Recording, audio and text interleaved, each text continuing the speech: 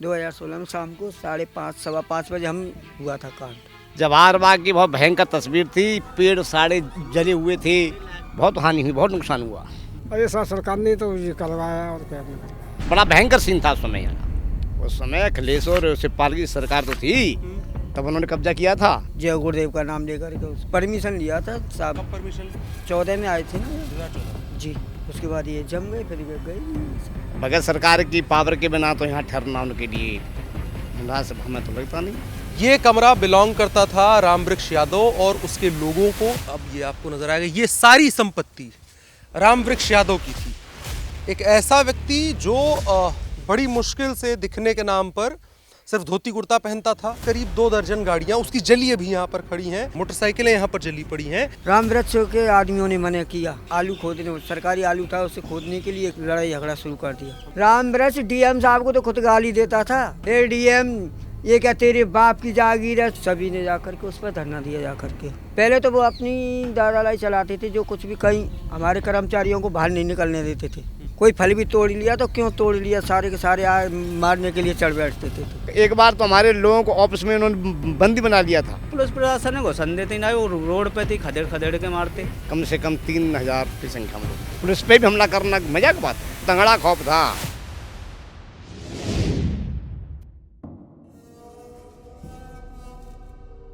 1953 में देश के पहले प्रधानमंत्री जवाहरलाल नेहरू के नाम पर मथुरा में एक पार्क बनाया गया। सैकड़ों एकड़ उसका फैलाव था। उत्तर प्रदेश का सिंचाई विभाग उसकी देखरेख करता था। यहां पैदा होने वाले फल सब्जियां बाजार में बेचे जाते थे। गायों का दूध भी कई तरह से काम में आता था। शहर के लोग भी कभी कभार इसके एक इलाके में घूमने आ जाया करते थे। ये किसी सुंदर सी कहानी की आपको शुरुआत लग रही होगी, लेकिन हर खूबसूरत कहानी का अंत भी खूबसूरत ही हो ऐसा जरूरी नहीं होता। और यही हुआ इस कहानी के साथ। इस कहानी का अंत मथुरा शहर के एसपी मुकुल द्विवेदी और एक थाने के दरोगा संतोष यादव की मौत के साथ हुआ। इनके साथ 2 दर्जन से ज्यादा और लोगों की भी मौत हुई। तो कहानी कैसे बदल गई? कैसे जिस जमीन को कभी पानी से सींचा जाता था वो खून की प्यासी हो गई? और इसी कहानी को जानने के लिए दिल्ली से हम मथुरा गए, और जो कहानी हमें पता चली वो आपके पैरों के नीचे से जमीन खिसका देगी। 2014 में 15 मार्च को। हाँ। ऐसे कुछ।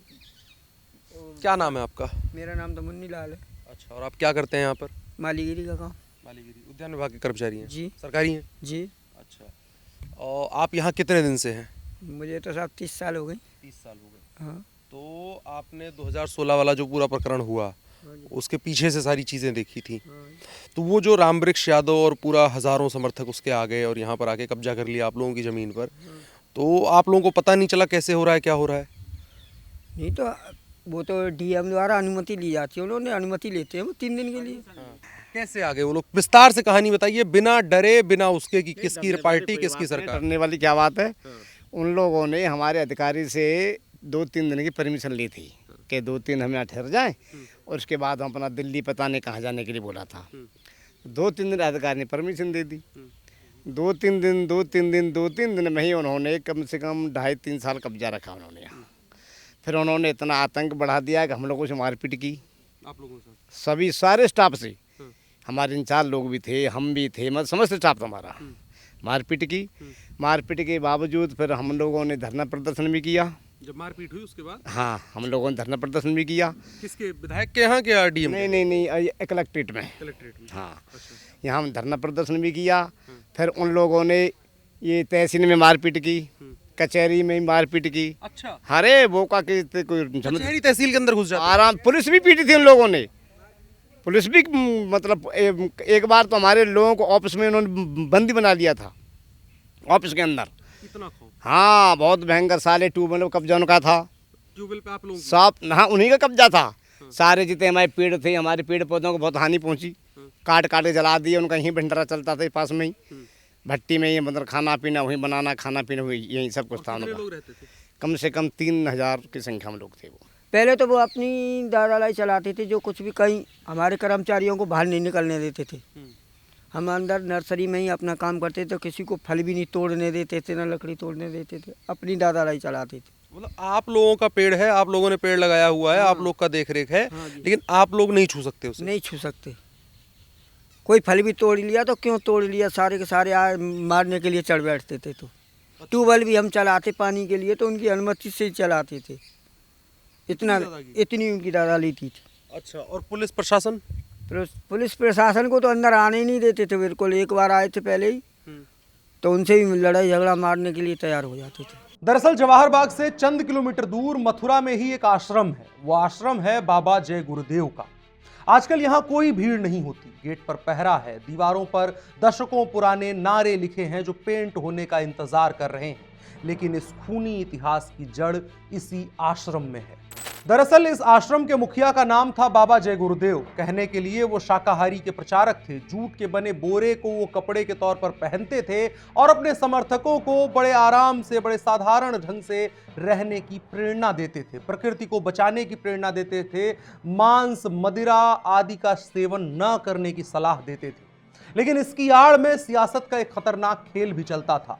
90 के दशक में देश का कोई ऐसा नेता नहीं था, प्रधानमंत्री से लेकर मंत्रियों और विधायकों तक, जो इनका आशीर्वाद लेने इनके सामने सर न झुकाता हो। वक्त के साथ इनका जुड़ाव उत्तर प्रदेश में समाजवादी पार्टी के साथ बढ़ा। इस कदर बढ़ा कि 2007 के चुनावों में इन्होंने खुलेआम मुलायम सिंह के समर्थन में एक पत्र जारी कर दिया। मथुरा भगवान कृष्ण की जन्मभूमि है, लेकिन समाजवादी परिवार की परिक्रमा बाबा जय गुरुदेव के आश्रम की लगती थी। 2012 में जय गुरुदेव का निधन हो गया। मुलायम सिंह ने कहा कि एक सच्चे समाजवादी विचारक का निधन हुआ। तत्कालीन मुख्यमंत्री और मुलायम सिंह के बेटे अखिलेश यादव ने कहा कि आज एक युग का अंत हो गया। युग का तो अंत हुआ, लेकिन उस अकूत संपत्ति का कोई अंत नहीं था जो करीब 12,000 करोड़ की थी। और इसी संपत्ति को लेकर लड़ाई हो गई। लड़ाई लड़ने वाले 3 गुट थे, पंकज यादव गुट, रामवृक्ष यादव गुट और तिवारी गुट। पंकज यादव को उत्तराधिकार मिला और तिवारी गुट ने हार मान ली, लेकिन रामवृक्ष ने उत्तराधिकार की लड़ाई में मिली हार को स्वीकार नहीं किया। उसने सवाल खड़ा किया कि बाबा जय गुरुदेव की मृत्यु नहीं हुई है, बल्कि हत्या करवाई गई है। कहने वाले कहते हैं कि रामवृक्ष मुलायम के भाई शिवपाल सिंह यादव का करीबी था और उसकी हार यादव परिवार की हार थी। करीबी इस कदर था कि 2014 में जब मुलायम के भाई रामगोपाल यादव के बेटे अक्षय यादव ने फिरोजाबाद सीट से लोकसभा चुनाव लड़ा, तब रामवृक्ष यादव ने करीब 3,000 समर्थकों की टीम के साथ गांव-गांव, घर-घर जाकर जबरदस्त तरीके से समाजवादी पार्टी के प्रत्याशी का और मुलायम सिंह के भाई के बेटे का चुनाव प्रचार किया था। और इसी वक्त में विवाद और गहरा गया। 2014 में अखिलेश यादव सरकार पर दबाव बना करके या उनकी मंशा से रामवृक्ष यादव को 200 से ज्यादा एकड़ में फैले जवाहर बाग में कथित धरना देने की अनुमति दे दी गई। और उसके बाद जो हुआ उसकी कहानी आपको उन चश्मदीदों की जुबानी बताने के लिए लेकर के चलते हैं जवाहर बाग के अंदर। अब हम लोग चल रहे हैं उस तरफ जहां पर रामवृक्ष यादव के जो पूरा गैंग था उसने जो गाड़ियां वगैरह रखी हुई थी, और जब यहाँ पर आग लगी, जब पुलिस की कार्रवाई हुई और वो लोग भागने लगे तो आग लगा करके अपने सबूतों को मिटा रहे थे, तो उसमें कुछ गाड़ियां जली और उनके कुछ अवशेष यहाँ पर बचे हुए हैं। तो ये पूरा जंगल का एरिया है और उसके अंदर अभी भी ये चीज़ें बची हुई हैं। ये इस तरफ गाड़ियाँ हैं। अच्छा, ये पूरा पिकअप वगैरह है।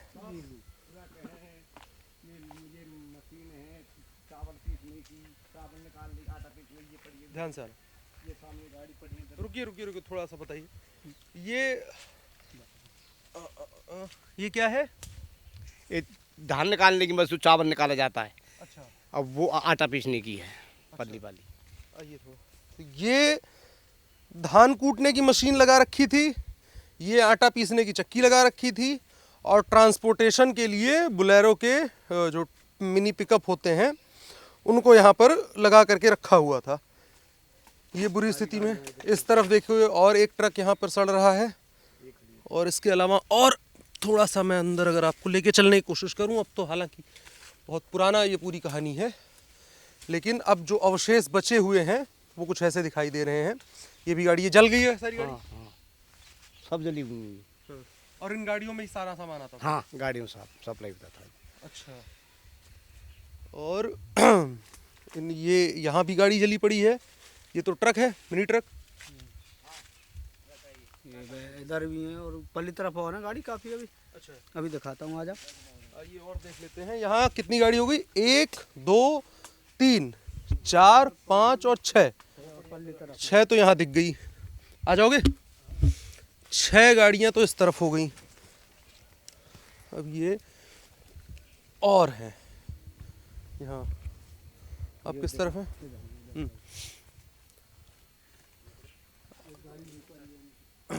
अब यहाँ और आप देखेंगे पीछे की तरफ, ये भी गाड़ी ही है। ये भी गाड़ी सड़ चुकी है, जिसकी पहचान अब कर पाना मुश्किल है। ये मुझे लगता है इको वैन थी। ये इको वैन थी, ये टेम्पो टाइप की गाड़ी थी। यहाँ ट्रैक्टर खड़ा था, ये मोटरसाइकिलें हैं। ये देखिए यहाँ पर, अब ये आपको नजर आएगा, ये सारी संपत्ति रामवृक्ष यादव की थी। एक ऐसा व्यक्ति जो बड़ी मुश्किल से दिखने के नाम पर सिर्फ धोती कुर्ता पहनता था, आगे पीछे कोई संपत्ति नहीं थी, कोई कारोबार नहीं था, कोई बड़ा बिजनेस एम्पायर नहीं था जिसके पास। उसके पास करीब 2 दर्जन गाड़ियाँ उसकी जली अभी यहाँ पर खड़ी हैं, और जो सैकड़ों गाड़ियाँ जिनको पुलिस ने जब्त किया, जो लग्जरी गाड़ियाँ थी, उनकी संख्या अलग ही है। मोटरसाइकिलें यहाँ पर जली पड़ी हैं। सवाल सबसे बड़ा यही है कि ये कहाँ से आ रहा था इतना कुछ। एक आदमी अपने एक जीवन में एक गाड़ी नहीं खरीद पाता है। यहाँ दर्जनों गाड़ियाँ जल गई हैं और सैकड़ों गाड़ियाँ पुलिस ने जब्त करके रखी हुई हैं। तो ये भी अपने आप में सवाल खड़ा करता है कि बिना मशीनरी के सपोर्ट के, बिना सिस्टम के सपोर्ट के कोई आदमी कैसे सरवाइव कर सकता है, कोई इतना बड़ा एम्पायर कैसे खड़ा कर सकता है। सीबीआई जांच का आदेश हुआ, लेकिन क्यों वो जांच कभी पूरी नहीं हो सकी। आज भी यहां एक कमरे में ताला लटकता है जिस पर शायद सीबीआई की मुहर लगी है, लेकिन उसकी पहचान मिट चुकी है। लेकिन उस ताले के भीतर क्या है, ये किसी को नहीं पता है। ये जो आपको पीछे ये कबाड़ और इसके पीछे जो एक गेट दिखाई दे रहा है और एक कमरा नुमा जो आकृति है, इसको सीबीआई के द्वारा इसके ऊपर लॉक लगाया गया है। अगर आप करीब से देखेंगे तो इसमें ताले के ऊपर एक कपड़ा वगैरह जो स्टैंडर्ड प्रोसीजर होता है उसके तहत लॉक लगाया गया है। ये कमरा बिलोंग करता था रामवृक्ष यादव और उसके लोगों को।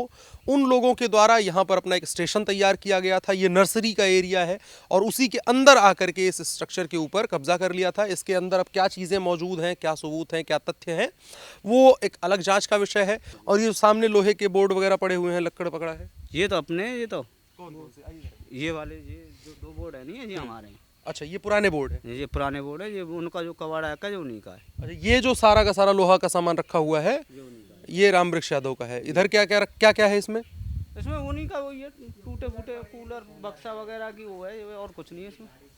एक गाड़ी है, एक कार्ड है, ये कूलर है उनका, ये कैंटीन वगैरह का ये पूरा है। ये कैंटीन का सामान है पूरा, उनके खाने पीने का सामान वगैरह का ये पूरा कैंटीन का सामान भरा पड़ा है। ये पूरा उधर से है, पूरा वहाँ पे और कोई पड़ा हुआ है वो सब। ये कूलर भी उन्हीं का ही है, उसी समय का ही। दिखाइए थोड़ा सा, इसको हम देखते हैं। ये पूरा उसी रामवृक्ष यादव का है जिसके द्वारा यहाँ पूरा आतंक मचाया गया था। यहाँ तक ये जो पूरा कूड़ा पड़ा हुआ जी जी जी जी, उन्हीं के बक्से है। बक्से, कूलर और सिलेंडर, साइकिलें वगैरह, ये सब उन्हीं का कबाड़ा है। तो इतना सारा सामान कैसे आ गया? मतलब कहाँ से ले आते थे वो लोग? कौन देता था उनको? वो तो अपने आप ही लाते थे, कुछ बनाते भी थे यहाँ। उनकी गाड़ी सामान आता था, गाड़ी की गाड़ी सामान आता था, अनाज की, चीनी की, जिस जो सामग्री की जरूरत थी गाड़ी आती थी, ट्रक आते थे उनके। और पुलिस प्रशासन कोई रोक उनको? अरे साहब, पुलिस प्रशासन ने घुसन देते ना, वो रोड पे थी, खदेड़ खदेड़ के मारते। पुलिस प्रशासन जी। अच्छा।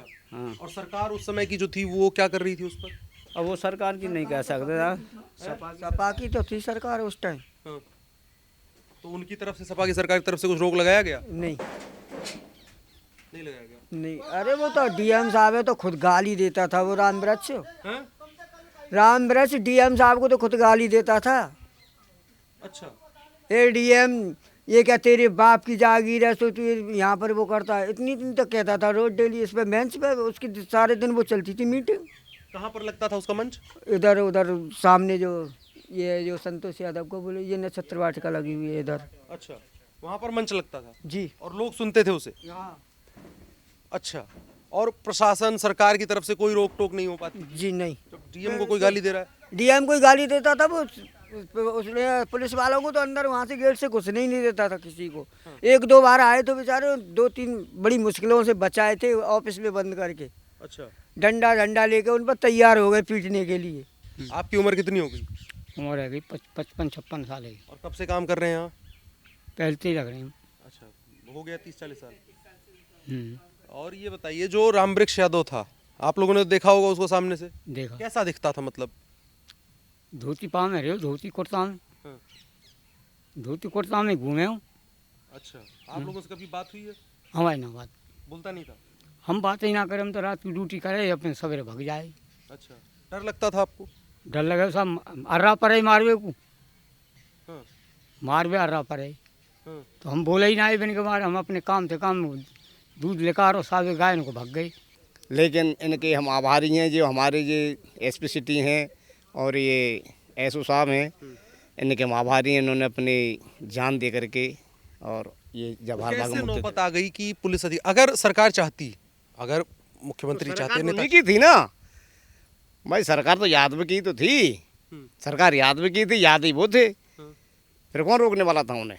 सारा राशन पानी बाहर से आता था उनके लिए, ट्रक आते थे, इनका यह सामान पड़ा है यहाँ से, उनकी आटे की पिसाई, धान निकालने की मशीन, कम से कम 50 गाड़ियाँ खड़ी हैं उनकी इधर, ये जो आग लगी थी उस समय जली हुई हैं।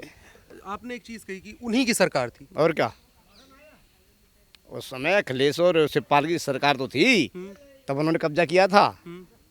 तो सरकार का संरक्षण था उनको। हो सकता है, बगैर सरकार की पावर के बिना तो यहाँ ठहरना उनके लिए मुनासिब हमें तो लगता नहीं भाई। जब कोई ऊपर से कोई दबाव होगा तभी तो आदमी वो कर सकता है। उन्हें क्या पावर थी कि इतने बड़े पुलिस पे भी हमला करना मजाक बात है? हिम्मत कहाँ से आ रही थी? कहाँ से हिम्मत आ रही थी?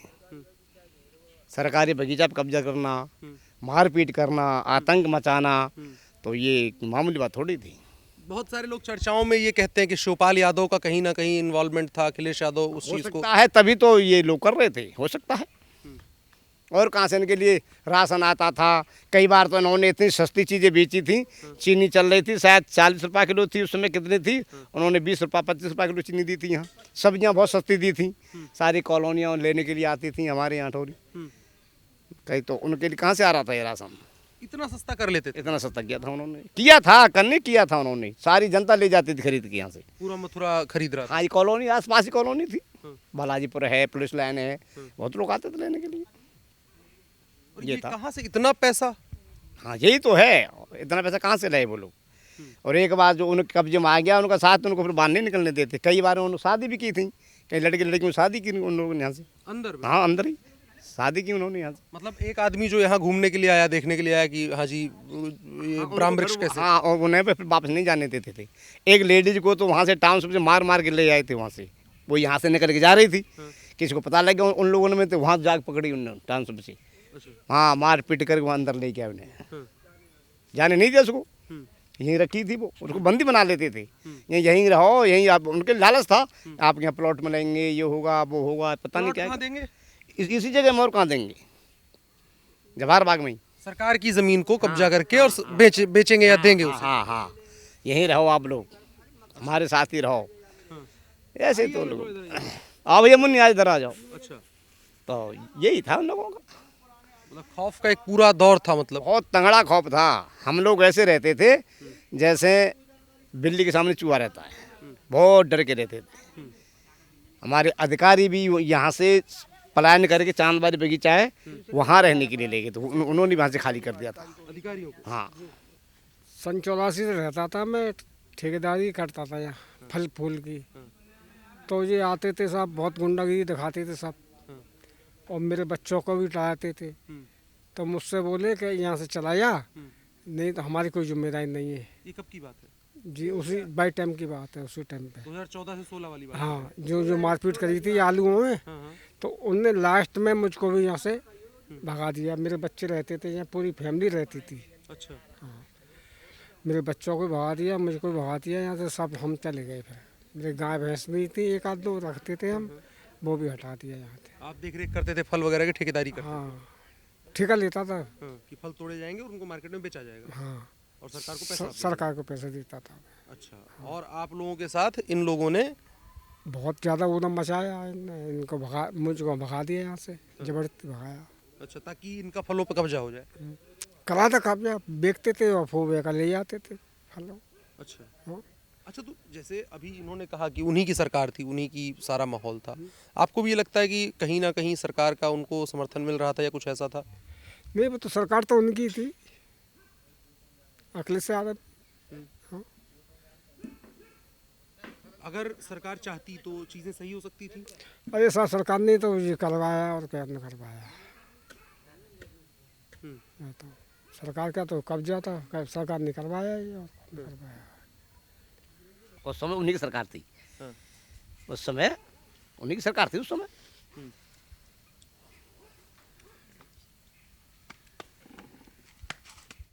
ये जले पड़े स्टेज थे इन लोगों के, स्टेज बना के ना और माइक वाइक लगा के बहुत बड़ी सजावट थी और नाच गाना होता था, शाम को गाने बजाने होते थे। इन लोगों को ये विश्वास था कि अब हमें कहीं नहीं जाना है यहाँ से। हाँ, ये इनको हो गया था कि अब हमको यहाँ टिक गए, मैं यहाँ कोई हमारा भगाने वाला है नहीं। लेकिन जनता का सहयोग, कुछ अधिकारियों का भी, फिर प्रशासन का भी, तो तब खाली हुआ, खाली होने को चांस नहीं थे समय। अच्छा, जिस दिन मुकुल द्विवेदी और राजेंद्र यादव नाम था उनका जो दरोगा थे, इन दोनों की हत्याएं होती हैं। संतोष यादव माफ़ करिएगा, इन दोनों की हत्याएं होती हैं। एक को गोली लगती है और एक के सर में डंडे वगैरह मारे जाते हैं और सारी चीज़ें होती हैं। आप लोग थे यहाँ पर? नहीं, हम तो सब भगा दिए थे यहाँ से, खाली हम कोई नहीं था, सब खाली करा दिया था यहाँ से बगीचा। हमारा तो कोई रहे नहीं, अधिकारी हम लोग स्टाफ कोई नहीं था उस समय। उस समय तक इन लोगों ने पूरा कब्जा कर लिया? सब पूरा कब्जा नहीं का था।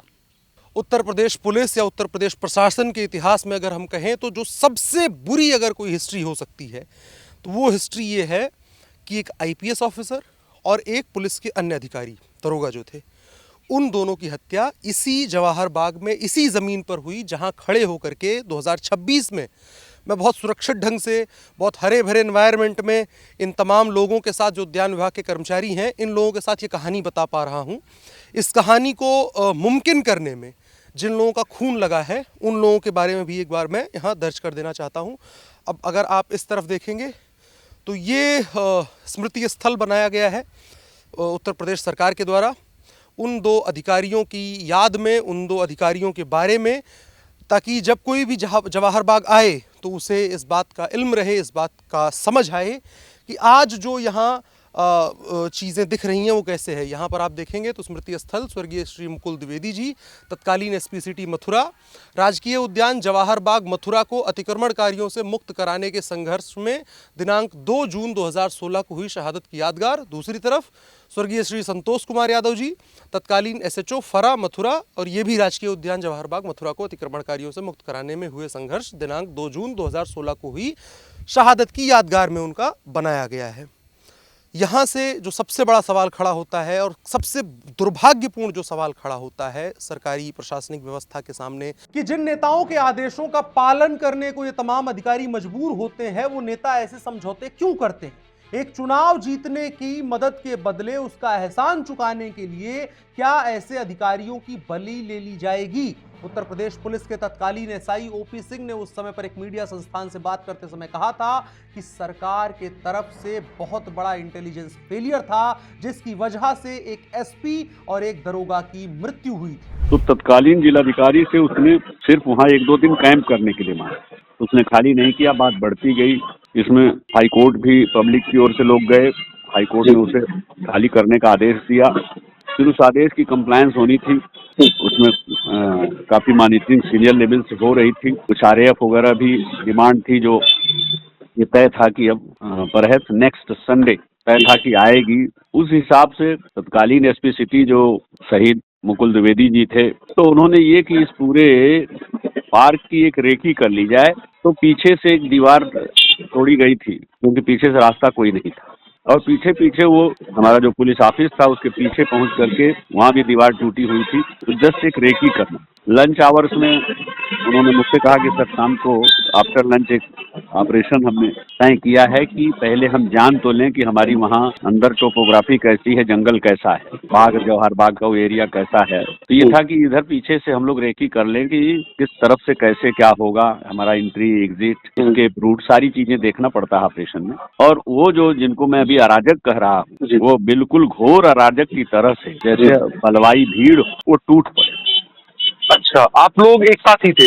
दो फ्लैंक बने थे, तो एक को उन्होंने मुझे बताया कि सर इसे आप लीड कर लें, राइट फ्लैंक जो उनके कैंप की ओर था, और दूसरा जिधर से ये देखना था रेकी की कैंप के पीछे पीछे क्या रास्ता हो सकता है वो उनका था। लेकिन ये लोग फिर अपने कैंपों से निकल करके एक लंबा घेरा डालते हैं। अचानक उन्होंने दोनों फ्लैंकों पे एक साथ हमला किया, जिसमें से द्विवेदी जी भी एक थे। फिर हमारी टीम, हमारे जो कह लीजिए क्लोज टीम के जो हमारे हमरा थे, गनर थे, स्कोट थे, उन सब लोगों ने फिर उठा के करे सर एसपी सिटी साहब भी घायल हैं, दौड़ के हम लोग गए उन्हें बचा के, और जो भी साथी थे सबको निकाल के ले आए। उस समय कोई ऐसी स्थिति नहीं थी, लेकिन अस्पताल पहुंचने के बाद वो लगता है कि चोट अंदरूनी इस तरह की थी जिसकी वजह से उनको तो चोट कैसे लगी थी उनको? बंदूक था या क्या बट से मारा गया? गोली? वो मुझे लगता है कि लाठी की चोट कुछ ऐसी थी, और या पत्थर की, जो सर तो नहीं खुला था लेकिन सर में गंभीर चोट। दूसरे साथी तो जब हम लोग इसके बाद उनको अस्पताल भेजने के बाद जब दोबारा फिर ये हुआ कि नहीं अब इनसे आज खाली ही कराना, क्योंकि अब अगर पैर पीछे हटे तो आपका एसपी शहीद हो चुका है। हाँ, नहीं उस समय तक वो शहीद तो नहीं हुए थे। अच्छा, लेकिन अगर हम ऑपरेशन स्थगित कर देते, 3-4 घंटे बाद जैसी स्थिति आई कि वो दुनिया में नहीं रहे, शहीद हो गए, शायद हम वर्दीधारी लोगों के लिए इससे बड़ा कलंक नहीं होता कि हम पीठ दिखा करके लौट आए। तो इस नाते फिर रीऑर्गेनाइज करके टीमें जब चली, और इन अराजक तत्वों को जब ये लगा कि नहीं अब तो किसी भी दशा में खाली करना है, तो इन्होंने अपनी चालाकी में जो उनकी घास फूस की झोपड़ियां बनी थी उन सब में आग लगा दी। प्रचंड गर्मी का महीना था, और जो उन्होंने हमारे कांटे रास्ते में बोए थे, हवा का कुछ ऐसा रुख भी था तो झोपड़ियां जल पड़ी, और जिधर वो भाग रहे थे उधर की ही तरफ हवा का रुख था, तो इस नाते वो लोग ही ज्यादा चपेट में आए, और उनके साथी जो उसमें सोए वगैरह थे वो नहीं निकल पाए। तो जो लोग उसमें मरे थे उन्हीं में से उनके कुछ साथियों ने उन्हीं सौ और उन सब चीजों से जो शिनाख्त की थी, तो उसमें ये बात आई थी कि राम वृक्ष भी बहुत शिनाख्त करने की स्थिति में बचे नहीं थे सौ वगैरह। हाँ, लेकिन होता है कि साथी लोग हाँ बहुत सारी चीजें होती हैं, तो क्या आगे इन्वेस्टिगेशन हो नहीं, लेकिन ये जरूर है कि उस समय ये बात आई थी कि उनके जो कुछ साथी जानने पहचानने वाले लोग थे, तो उन्होंने जो अस्थियां थी वहाँ वो क्या कहते हैं 100 अस्थियां नहीं 100 थे जिस भी स्थिति में थे, तो उसी में से एक की पहचान राम वृक्ष के रूप में भी की थी। कई मौकों पर जब प्रशासन ने अंदर बैठे लोगों को हटाने के लिए उनकी बिजली पानी काटा, तो लखनऊ के दबाव में आकर दोबारा से बिजली पानी ऑन करना पड़ा था। इस कदर का कनेक्शन लखनऊ और जवाहर बाग के बीच में उस समय बन चुका था। बैठने में भी दिक्कत देते थे, और यहाँ से वहाँ तक पूरे उसमें वो था अपनी बेले की चौकीदारी पूरे में कब्जा कर रखा था। मतलब ये 600-700 आदमी का एस्टिमेट बनकर हर समय था, और झोंपड़ी यहाँ से लेके वहाँ तक थी सारी लंबी सारी सुख सुविधा पूरी फुल सुविधा थी उनकी। हाँ अच्छा, उनकी फुल सुविधा थी, और यहाँ पे चक्की वक्की आटा वाटा अपना खाना पीना राशन पानी भगोना ये बर्तन भाड़े ट्रैक्टर सब जुगाड़ था। मैं तो लखनऊ रहता था, वहाँ से आता था तो घुसने भी दिक्कत देते थे, कभी कभी रोक लेते। शाम को आता मैंने कहा यहाँ रुक जाऊँ, जब ट्रेन जाएगी उस समय निकल जाऊँगा मैं यहाँ से। तो ऐसे आने में जाने में दिक्कत करते थे। अच्छा, और हमारे साहब के आलू खुदे थे, खूब मारपीट करी थी, खूब पीठ दिखाई थी उनने, इतना भयंकर इतनी बड़ी बड़ी हाँ लौठी मारी थी। अच्छा, हाँ भयंकर। अच्छा। दैनिक जागरण की एक पुरानी रिपोर्ट के मुताबिक जवाहर बाग के कई कागजात 25 साल पहले ही गायब कर दिए गए थे, यानी 1990 के वक्त में। और ये बाग मूल रूप से नजूल की जमीन पर बना था, और राम वृक्ष यादव ने जवाहर बाग खाली कराने को लेकर के हाईकोर्ट में याचिका दाखिल करने वाले अधिवक्ता विजयपाल सिंह तोमर तक पर याचिका वापस लेने का दबाव बनाया था। इसके पीछे बाग की जमीन को किसी भी तरह से पट्टे पर लेने की साजिश थी। वहां लोगों से अगर आप बात करेंगे, और मैंने बात करी है, तो उन लोगों का कहना है कि 99 साल के पट्टे पर लेने की साजिश चल रही थी। लेकिन अधिवक्ता विजयपाल सिंह तोमर ने इस लड़ाई को नहीं रोका और आखिरकार हाईकोर्ट के आदेश पर मजबूरी में इस जवाहर बाग पर सरकार को कार्रवाई करने की तैयारी करनी पड़ी। इस कार्रवाई के पहले यहां पर पिछले 3 महीनों से कुछ तैयारी चल रही थी। कई लोगों ने कैमरे पर तो बोलना नहीं चुना, लेकिन आरोप वो लगाते हैं कि तत्कालीन सत्ता के संरक्षण में यहां देशी तमंचों और हथियारों को लाया जा रहा था। खुद रामवृक्ष के ऊपर उत्तर प्रदेश और बिहार से सटने वाले इलाके जो बलिया के आसपास पड़ता है, वहां पर कम से कम 8 मुकदमे दर्ज थे और बिहार में जो अवैध हथियार बनाने वाले लोग थे उसके साथ उसका सीधा संपर्क था।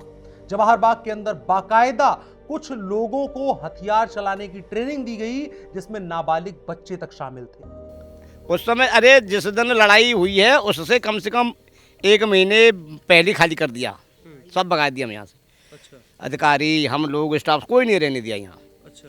हमारे मुकेश कुमार डीएचओ थे, उन्होंने बहुत लिखा पढ़ी भी की और भरकम प्रयास किए, लेकिन कोई सुनवाई खास करके नहीं हुई। जो पुलिस कहती है कि 1 महीने के अंदर तैयारियां इनकी युद्ध स्तर टाइप होने लगी थी कि हथियार चलाने की ट्रेनिंग देना, इसी सब वजह से भगा दिया आप लोगों को कि एक वैसे हथियार तो देखे ना, ये सरदार हो, वहाँ पे तलवार तो हमने देखी, वो तो तलवारें खींचो कर दो तो। हाँ अच्छा। हाँ वो तो तलवार रखा तो एक सरदार सो पगड़ी से बांध के नहीं तो काली सी वर्दी सी पहन के नहीं, वो तो रखा तो एक तलवार, और बाकी हथियार तो हमने इनके पास नहीं देखे। हाँ, और अगर गुप चुप हुए तो पता नहीं, क्योंकि जब मामला हुआ तो यहाँ से सैकड़ों हथियार निकले थे, देसी तमंचे, देसी कट्टे, इस टाइप वाले जो चीजें थी। तो जान के पुलिस को होगी, पुलिस यहाँ थी। अब हम तो 3-4 दिन बाद में आए यहाँ। फिर क्या देखा आप लोगों ने? 3-4 दिन बाद आए तो जवाहर बाग की क्या तस्वीर थी? जवाहर बाग की बहुत भयंकर तस्वीर थी। पेड़ सारे जले हुए थे और राख पड़ी थी, जहाँ उनकी झुग्गी बनी थी वह राख पड़ी थी। कुछ बड़ा भयंकर सीन था उस समय यहाँ का। पेड़ पत्ते सारे जल गए सब, ये आपने देखा हो, सारे पेड़ जैसे वहाँ सब जले पड़े हैं, पौधा ही सब। जो भी पेड़ सूखे पड़े हैं वो वहीं के तभी के हैं। हाँ, ये साइड सब जले पड़े हैं, सूखे जल गए, आग से जले गए। हाँ, ये जो हमारे पौधा जले हुए आपको दिख रहे हैं, इनके नीचे बहुत बड़ी झुग्गियाँ पड़ी थी फूस की, बहुत बड़ी। उन्हीं में ये लोग रहते थे और उस समय जब कांड हुआ था तो इन्हीं में आग लगने के कारण हमारे पेड़ सब जले हुए हैं जी। अच्छा। हाँ, कहाँ से? इधर की बताओ। वो जो उधर का गेट से लगा के हुए, गेट के पास जो जले हैं, गेट से। और ये खिन्नी भी बहुत जली हुई, खिन्नी भी जली हुई, तो आगे चल के नहीं। तो ये वहाँ तक सब भी पेड़, वहाँ तक झुग्गियाँ पड़ी थी, ये वहाँ तक लगातार। अच्छा। और रामवृक्ष वहाँ रहता था, जो हम तो भाई गाड़ी देखने गए, रामवृक्ष वहाँ रहता था। अच्छा। हाँ, हिसाब बना। उसका रहने का अलग था। अच्छा। हाँ, अन्य लोग यहाँ रहते थे इस साइड में, बहुत बड़ी झुग्गियाँ पड़ी थी। हाँ, यहीं तो ये पौधा जली हुए हैं, तब ये सारे पेड़ जल गए, आग से जले हैं पौधा। ये पेड़ लगाए कितने थे आप लोगों ने? नहीं, हमसे पहले लगे हुए थे विभागीय, हमसे पहले के कर्मचारी थे, उन्होंने लगाए हुए थे पौधा ही। और इतना बड़ा नुकसान हुआ है? बहुत बड़ी हानि हुई साहब, बहुत बड़ा नुकसान। बड़े पुराने पेड़ रहे होंगे हैं? ये पुराने पेड़ रहे होंगे, बड़े पुराने। हाँ, ये आपको दिख रहे हैं, यही तो है। ये किस चीज का पेड़ था? ये जामुन का पेड़। तीनों जामुन के ये। अच्छा, तो ये पूरा जो इलाका आपको इसमें नजर आएगा, स्क्रीन पर जो दिख रहे हैं, जो आपको सूखे हुए नुमा पेड़ दिख रहे हैं, वो बेसिकली सूखे नहीं हुए हैं। वो जब जवाहर बाग में पुलिस के ऊपर हमला हुआ और उसके बाद जब पुलिस ने रिटेलिएट किया और उसके खिलाफ एक्शन लिया, तो उसके बाद जब यहाँ से जो रामवृक्ष के लोग थे, रामवृक्ष था, वो जब जान बचाने के लिए भागने की कोशिश करने लगे, पुलिस को रोकने की कोशिश करने में कि पुलिस यहाँ आग लगा दी जाए इन इलाकों में, तो पुलिस आने से अंदर डरेगी कि आग लग जाएगा, चूँकि जंगल का इलाका है, आग फैल जाएगी। लेकिन उसका 2 कहानी हुई। एक तो ये पेड़ जल गए, तमाम चीज़ें हुई, और उसी आग में कई उन लोगों की भी मृत्यु हुई जवाहर बाग में, रामवृक्ष यादव समेत, जो लोग उस आग को लगाने वाले थे। हाँ, इसमें एक और चीज़ ऐड करना ज़रूरी है कि रामवृक्ष यादव जिसका चेला होने का दावा करता था, जय गुरुदेव का, उनका जो पूरा मूवमेंट था, जो पूरा आंदोलन था, उनका आंदोलन शाकाहारी का था, उनका आंदोलन प्रकृति को बचाने का था, उनका आंदोलन जो नेचुरल बेस्ड चीज़ें हैं, जो प्राकृतिक चीज़ें हैं, उनके आधार पर जीवन जीने का था। और उनके चेलत्व के नाम पर उनके उत्तराधिकार की लड़ाई लड़ने वाला रामवृक्ष, जो पैसों के लालच में लड़ाई लड़ रहा था और तमाम राजनीतिक हित लाभों के लिए लड़ाई लड़ रहा था, राजनीतिक लोगों का प्यादा बन करके लड़ाई लड़ रहा था। तो ये नाटक कराया शिवपाल यादव ने, इतना जरूरी है। क्या कराया, मतलब क्यों कराया? जी उन्हीं का आदमी था ये, बस। अपने फायदे के लिए, ये घेरने के लिए, जवाहर बाग को घेरने के लिए। जमीन कब्जा करने के लिए ये चीज़ रही। तो ये साजिश थी। और उस समय के अगर इतिहास में उत्तर प्रदेश के आप देखेंगे तो बहुत जगहों पर सरकारी ज़मीनों पर इसी तरह के अवैध कब्जे किए गए। कई रिपोर्ट्स में ये बातें भी जिक्र में आती हैं कि 25 साल पहले पकड़े गए, कई जगह पकड़े गए, 3-4 जगह पकड़े भी गए इनके लोग। हाँ, राय में पकड़े गए, राय में माल लगाई इनमें पकड़ के, इधर वृंदावन भी ले गए, वृंदावन में माल लगाई इनने बहुत दंगा कर रखा था। जमीन कब्जाने का धंधा, ये जमीन कब्जाने का धंधा एक दौर में उत्तर प्रदेश में बहुत बड़े स्केल पर चलता था और वो लिमिटेड लोग ही करते थे। जिस तरह का नाम उन्होंने शिवपाल यादव का लिया, उस शिवपाल यादव के ऊपर बहुत बड़ी संख्या में इस तरह के आरोप लगे हैं कि जमीन कब्जाने के लिए इस तरह के हथकंडे अपनाए गए और उन्हीं में से एक हथकंडा ये रामवृक्ष यादव के तौर पर यहाँ अपनाया गया था। अब जवाहर बाग कैसा दिखता है? हरियाली है, बहुत बहुत देख रहे हैं आप, लॉन पार्क वगैरह बाद में बने हैं, ये सारी तैयारी बाद में हुई है, पेश कम आपको वो हिस्सा भी दिखाते हैं कि जो इस पूरे जो एक खतरनाक और ख़राब इतिहास जिसको कहेंगे, जिसे कलंकपूर्ण इतिहास कहेंगे, उसके बाद जो जवाहर बाग आज की तस्वीर नज़र आती है उसको भी आपको इसी रिपोर्ट में दिखाएंगे, ताकि एक अगर हम एक बुरे अतीत की बात कर रहे हैं तो एक बेहतर भविष्य की भी बात हो सके, उस चीज़ को भी दर्ज किया जाना ज़रूरी है। आइए उसको भी देखते हैं। तो हमने आपको वो कहानी पूरी दिखाई जो एक दर्दनाक इतिहास की है, लेकिन जवाहर बाग बदला है और इस कदर बदला है कि इसको शायद जिन्होंने उस दौर में देखा हो, जिनकी स्मृतियां उस दौर की हैं, वो शायद पहचान भी ना पाए। पीछे ये क्या क्या बना हुआ है? फाउंटेन है। अच्छा, यहाँ क्या होता है? ये लाइट चलती है इसमें, वो बढ़िया है वैसे ये चीज़। अच्छा, हाँ। रात वगैरह में हाँ, बढ़िया लगता होगा। जी यहाँ जी, लोग आते हैं काफ़ी लोग आते हैं देखने के लिए। जी। अच्छा, और इस तरफ ये सीढ़ियाँ किस चीज़ के लिए बनी हुई हैं? ये ओपन थिएटर है, ओपन थिएटर है ओपन थिएटर। जी। अच्छा, इसमें क्या फिल्म देखते हैं लोग? फिल्म देख लो, चाहे अपना प्रोजेक्टर लाओ और लगाओ, चलाओ। अच्छा जी। और कितने पैसे इसके लिए देने पड़ते हैं? 5,000 रुपये हैं इसके। 5,000 रुपये पर्ची कटती है। जी। अच्छा, और यहाँ योग वगैरह की कक्षा भी होती है? वो तो विधायक जी करते हैं, विधायक जी ने लगा रखा है। अच्छा, हाँ जी भाई साहब, आप यहाँ पर इंचार्ज हैं? जी, मैं यहाँ का क्या नाम है इंचार्ज हूँ। मेरा नाम योगेश कुमार है। अच्छा मैं अभी पिछले 6 महीने से यहाँ पे हूँ। अच्छा, जी बताएं। तो 2024 में इसका पूर्णतः लोकार्पण हुआ एक तरह से, जो बन करके तैयार। 2016 की घटना है और 2017 के बाद ही इसकी जो है संरचना सब चेंज होने को हुई है। वो जो आप देख रहे हैं, जो विकास हुआ है वो सब आपके सामने है। कितना बदला, मतलब पहले जो स्थितियाँ थी, जो खतरनाक दौर था, जो 2-3 साल का जो पूरा था, और उसके पीछे से भी खराबी थी, तभी वो लोग कब्जा कर पाए यहाँ पर। अगर इतना मेंटेन होता तो कोई आदमी सोच भी नहीं सकता यहाँ आने के बारे में।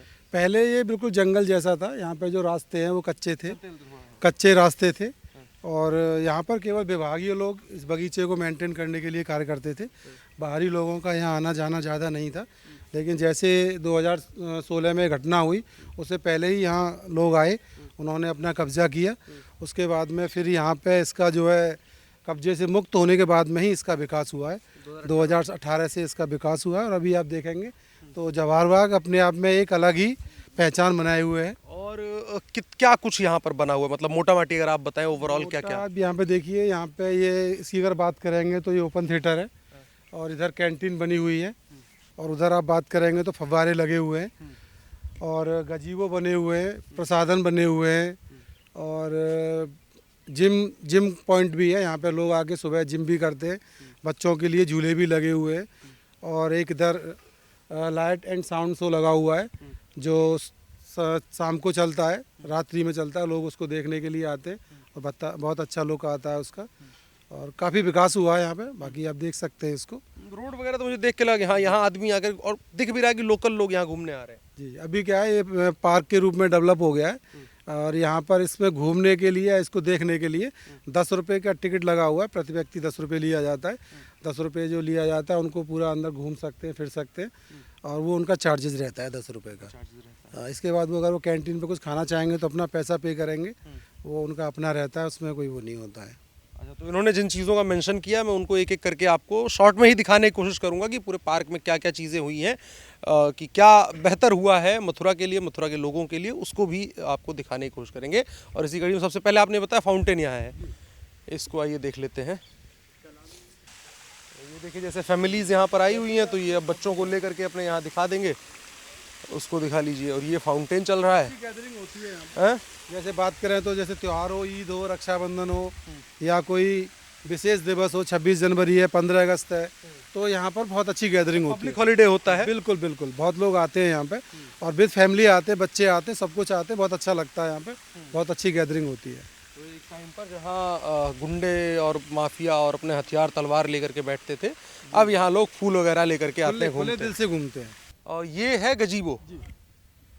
इसमें क्या बैठने उठने की व्यवस्था रहती है लोगों के के? लिए है, इसमें बैठकर आप जो है एक्सरसाइज भी कर सकते हैं, कुछ खाना हो खा भी सकते हैं और टाइम पास करने को या बातचीत करने के लिए एक अच्छी जगह बना के रखा हुआ है। सर्दी है तो पर्दे लगा रखे हैं ताकि हवा वगैरह ना लगे।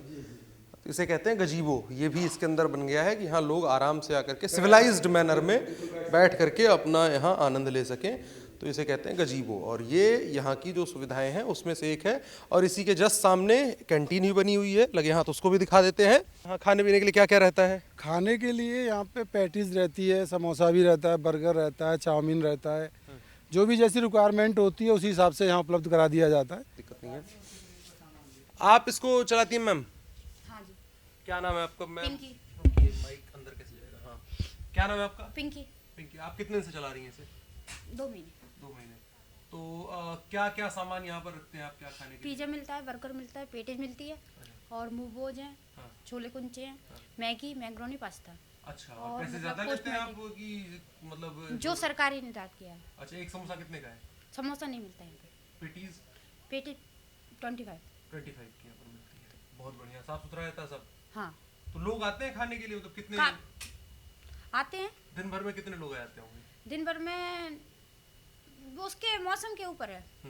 अभी मौसम सही है, संडे पड़ गया मान लो, संडे पड़ गया तो हो जाते हैं 50 लोग है, 150 100 हाँ हो जाते हैं 50। ठीक है। तो ये देखिए यहाँ सुख सुविधाएं हैं। कभी यहाँ पर हमने जो दिखाया रामवृक्ष यादव के द्वारा अपनी आटा चक्की लगा करके और अपना धान लगा करके सारा कुछ निकाला जाता था।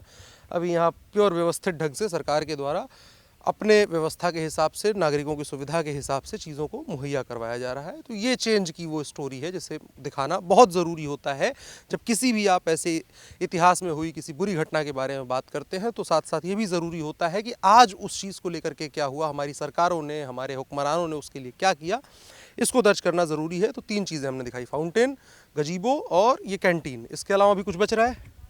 जिम है यहाँ पे अभी और बच्चों के लिए झूले लगे हुए हैं, वो उधर की तरफ है। अच्छा। और एक सेल्फी पॉइंट लगा हुआ है, मोर जहाँ बना हुआ है, स्टैचू बना हुआ है उसका, वो भी अच्छा है, लोग वहाँ पे सेल्फी लेते हैं और अच्छा लुक आता है वहाँ से। अच्छा, इस पार्क की हिस्ट्री आपको पता है? नहीं। अच्छा, तो इसी वजह से मैं आपसे पूछ रहा हूँ क्योंकि यहाँ पर आज से 10 साल पहले गुंडों का कब्जा था। हाँ, कोई कांड हुआ था यहाँ पे कोई। बहुत खतरनाक। हाँ, जिसमें कुछ देखा होगा आगे 2 पुलिस वालों की समाधि स्थली बनी। ऐसे ही। अब कुछ ऐसा यहाँ लग रहा है कि वैसा कुछ खतरनाक टाइप की जगह थी ये कभी? नहीं, देखने में तो ऐसा नहीं लग रहा, देखने में तो बड़ा अच्छा लग रहा है। अच्छा पार्क है, सारी फैसिलिटी यहाँ पे हैं, कैंटीन वगैरह भी है, सब कुछ है। ऐसा तो मुझे लग नहीं रहा पहले कुछ, लेकिन जब से बता रहे हैं लोग तो हुआ होगा ऐसा कुछ कांड यहाँ पे। लेकिन अब आइडेंटिकल नहीं है, अब नहीं, अब कोई आइडेंटिफाई। बच्चों को अच्छा लग रहा है आप लोगों को? यस। हैं? आपको नहीं अच्छा लग रहा है? ठीक है, थैंक यू। आप जाइए घूमिए। तो ये देखिए, लोग मथुरा से कहते थे दिल्ली घूमने जाने के लिए, अब ये लोग जो मिले दिल्ली से आकर के मथुरा में घूम रहे हैं, जवाहर बाग में घूम रहे हैं। तो ये चेंज की स्टोरी है। आज जवाहर बाग मथुरा में लोगों के घूमने की अच्छी खासी जगह बन चुका है। करोड़ों रुपए का यहां पर इन्वेस्टमेंट आ चुका है, लेकिन उसके आसपास रहने वाले लोगों के लिए जहन के किसी कोने में 2016 एक खौफनाक याद बना हुआ है। 2017 में जब सरकार बदली उसके बाद इस पार्क की तस्वीर पूरी तरह बदल गई है, लेकिन वो पुरानी तस्वीरें जहन में आज भी कौंध जाती हैं। सवाल सबसे बड़ा आज भी बरकरार है कि ये सब कुछ क्यों हुआ, क्यों अखिलेश यादव ने यह सब कुछ होने दिया, क्यों 2 दर्जन से ज्यादा लोग मारे गए, उस कार्रवाई में कौन कौन सी खामियां रही और क्यों उसकी जानकारी कभी नहीं निकली, क्यों रामवृक्ष के समर्थक भीतर बैठकर शिवपाल यादव जिंदाबाद के नारे लगाते थे, क्यों उसके समर्थक समाजवादी पार्टी के लिए प्रचार करने गांवों में जाते थे, पैसा कहां से आ रहा था, कहां से बाजार की कीमत से सस्ता, बहुत सस्ता सामान बेचने के लिए पैसा दिया जा रहा था, कहां, कौन, कब, क्यों, किसने, किसे की बात करते करते कई प्रश्न हैं और उनके जवाब कहीं नहीं है। यहां चश्मदीदों की हर शक की सुई समाजवादी यादव परिवार की तरफ घूमती है। अगर उस वक्त की घटनाओं के तार जोड़ें तो वो भी यही इशारा करते हैं। और यहीं से सवाल बनता है कि जवाहर बाग का आखिर असली मास्टरमाइंड कौन था, रामवृक्ष यादव या अखिलेश और शिवपाल यादव।